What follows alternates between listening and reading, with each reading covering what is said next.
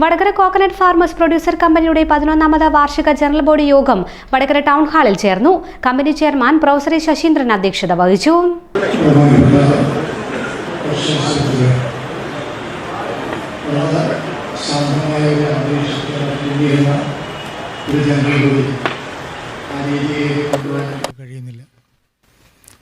അതിന് പലവിധമായ കാരണങ്ങളുണ്ട്.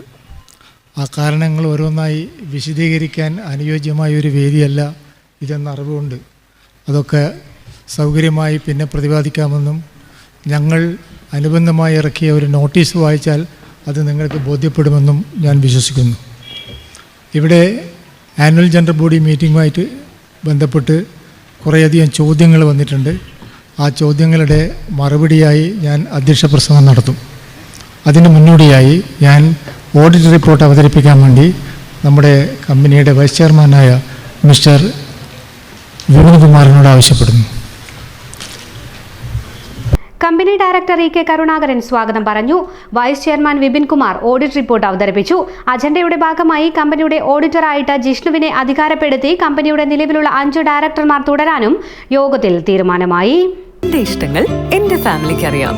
Family wedding centre.